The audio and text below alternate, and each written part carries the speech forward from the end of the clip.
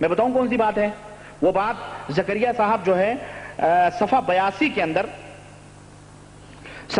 کے اندر لکھتے ہیں کہ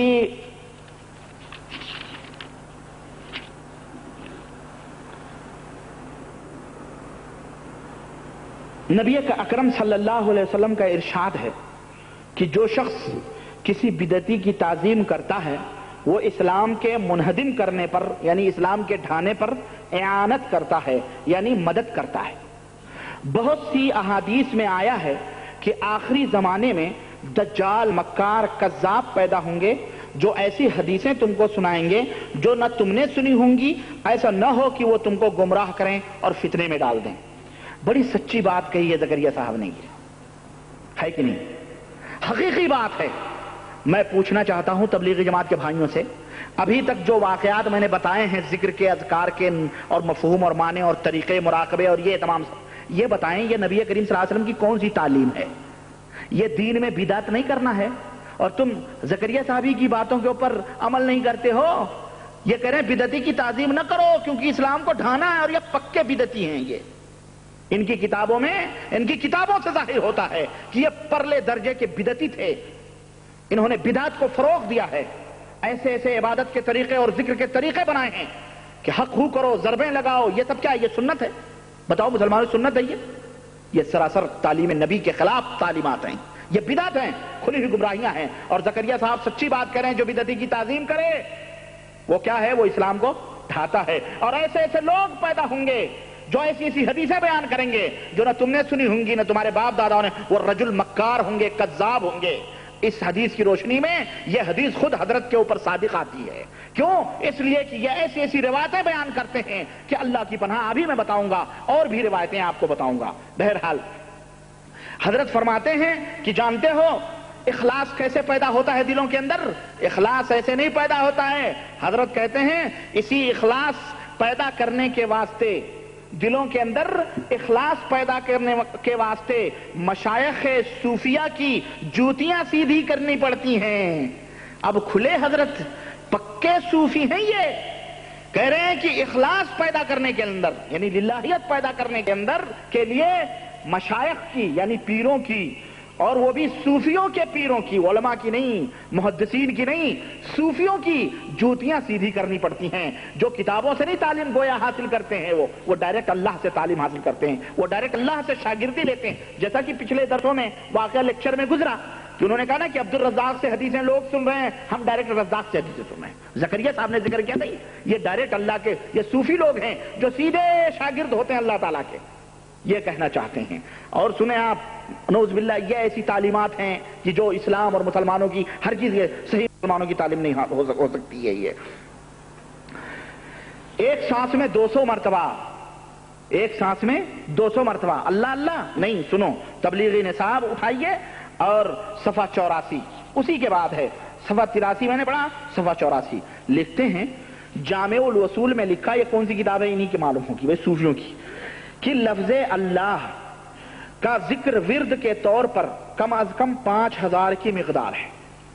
اللہ اللہ اللہ اللہ اللہ اللہ اللہ اللہ اللہ، کتنی دفعہ؟ 5000 کی مقدار ہے، اور زیادہ کے لیے کوئی حد نہیں ہے، زیادہ کے لیے کوئی حد نہیں ہے۔ اور صوفیوں کے لیے، صوفیاء کرام کے لیے کم از کم 25000 روزانہ۔ اللہ اللہ اللہ اللہ اللہ، 25000 کتنے؟ روزانہ۔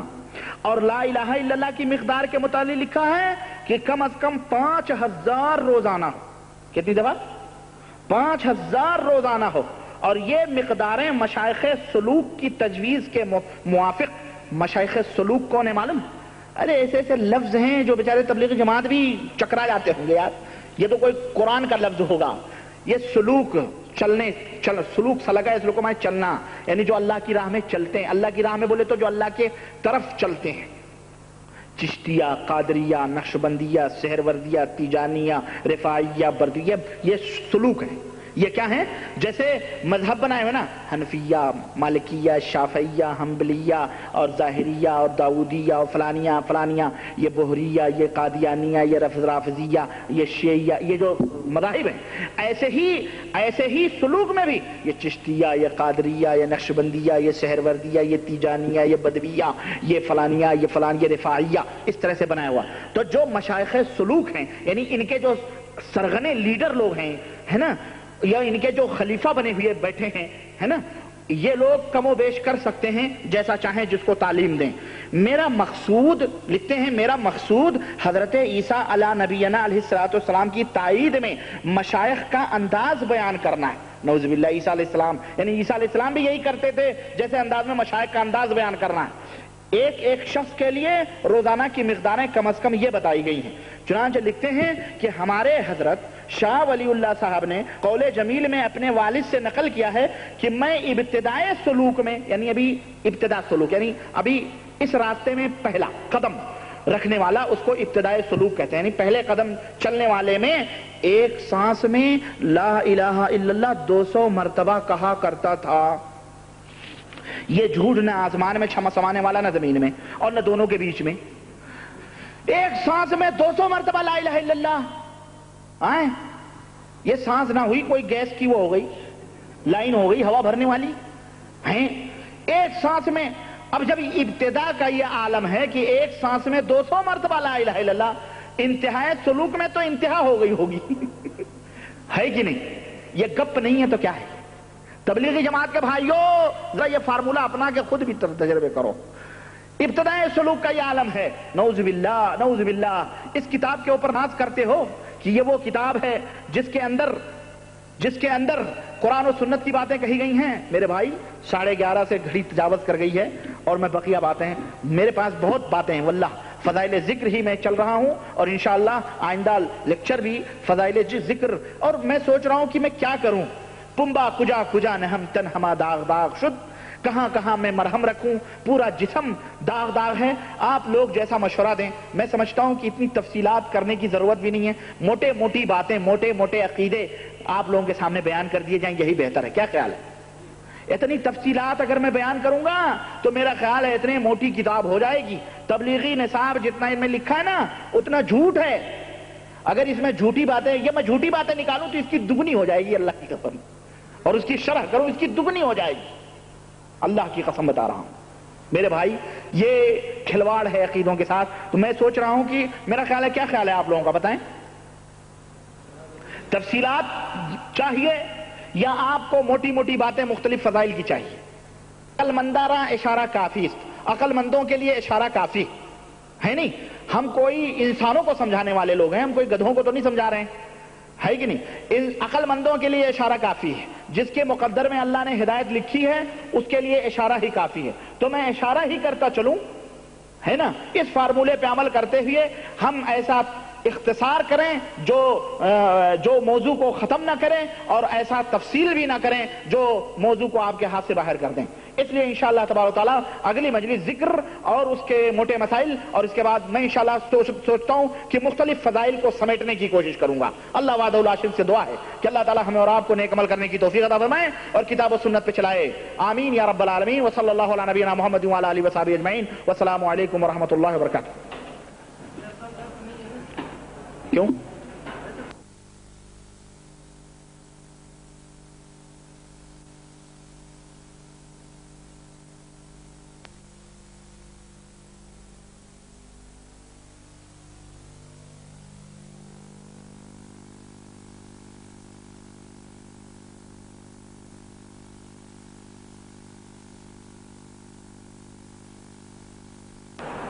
السلام علیکم ورحمۃ اللہ وبرکاتہ۔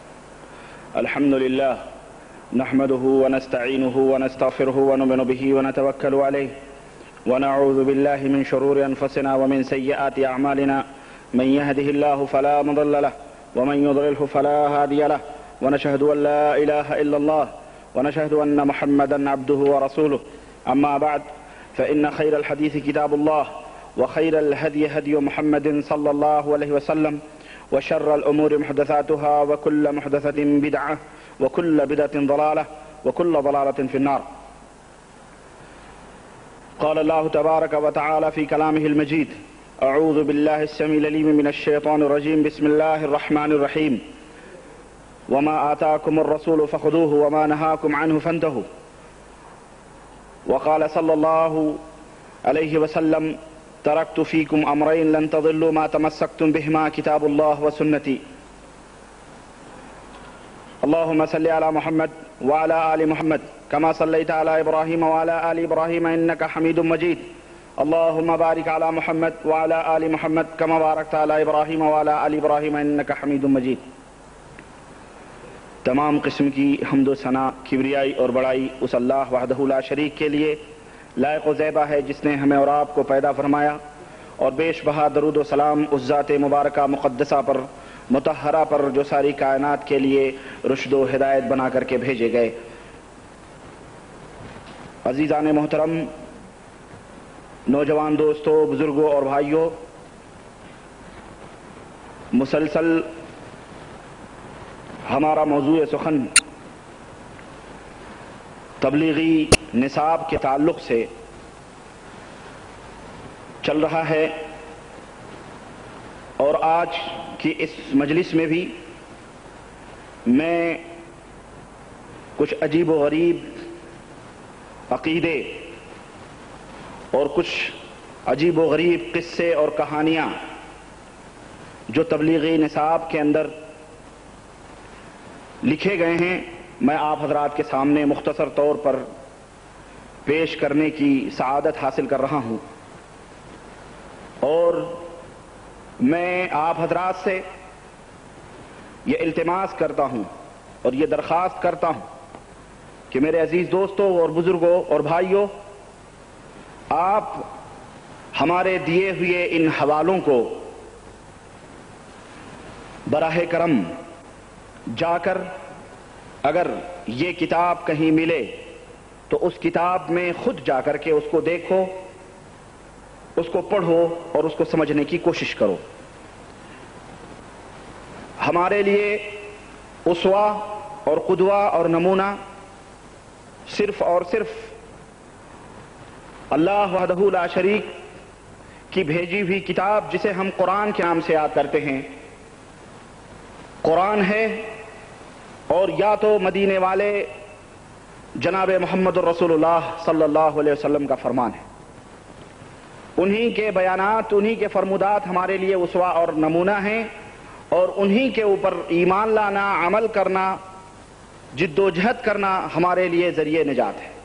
اس کے علاوہ وہ باتیں جو بزرگوں سے، صالحین سے، سلف سے ثابت ہیں، اگر وہ باتیں قرآن و سنت کے مطابق ہیں تو ہماری سر آنکھوں پر، اور اگر وہ باتیں قرآن و سنت کے خلاف ہیں تو ہمیں ہمارے اوپر اس کی اتباع کرنے کی ہرگز ذمہ داری عائد نہیں ہوتی ہے، اور نہ ہی ہمیں اس کی طرف توجہ کرنے کی ضرورت ہے۔ مسلسل یہ بیانات آپ کے سامنے ہو رہے ہیں، لیکن مجھے حیرت ہوتی ہے اور بڑا عجیب سا لگتا ہے کہ ہمارے کچھ اخوان، ہمارے کچھ بھائی، بجائے اس کے کہ ان باتوں کے اوپر دھیان دیں، سمجھیں اور مراجعہ کر کے اپنے ایمان اور عقیدے کی اصلاح کریں، ادھر ادھر غیبتوں میں، چغل خوریوں میں، اور ادھر ادھر لوگوں کو بھڑکاتے ہیں اور اکساتے ہیں کہ دیکھو ربانی فلاں عالم کو کافر کہہ رہا ہے، فلاں کے اوپر کفر کا فتویٰ لگا رہا ہے، فلاں کو مشرک بتا رہا ہے، فلاں کو کچھ کہہ رہا ہے۔ اتنے بڑے بڑے علماء، اتنے بڑے بڑے شیخ الحدیث، اتنے بڑے بڑے علامہ، اتنے بڑے بڑے قطب الارشاد اور قطب العالم اور غوث العظم تھے، ان کو وہ کافر کہہ رہا ہے، یہ کر رہا ہے، وہ کر رہا ہے۔ آپ حضرات جانتے ہیں اور سمجھتے ہیں کہ یہاں پر جو باتیں بیان ہوتی ہیں وہ مدلل حوالے کے ساتھ ہوتی ہیں۔ یہ شکایت مجھ تک بھی پہنچی اور مجھے بھی بتلایا بھی گیا، تو میں نے صرف اتنا کہا کہ ہمارے وہ بھائی جو اس طرح کے شکوک اور شبہات یہاں پر خود تو سمجھ نہیں سکتے، تو ڈائریکٹلی سعودیوں سے اور ادھر ادھر جا کر کے کہتے ہیں کہ معراج کافر کہتا ہے سب کو۔ میں نے کہا کہ میری کیسٹیں موجود ہیں, میرے ویڈیوز ٹیپ ہوتے ہیں, اور یہ بھی ایک وجہ ہے جس کے لیے میں کیسٹیں اور ویڈیوز بھی بنتی ہیں اور آفس کی طرف سے بنوائی جاتی ہیں, تاکہ کل کو اگر کوئی شخص ہمیں اچھالنا چاہے اور ہمارے اوپر تہمت لگانا چاہے تو یہ کیسٹیں سب سے بڑی شاہد ہیں اور گواہ ہیں کہ وہ دیکھ کر کے خود سمجھ جائیں کہ جناب علی ہم نے کس کو کافر کہا ہے. ہم کسی کو کافر نہیں کہتے, ہم کسی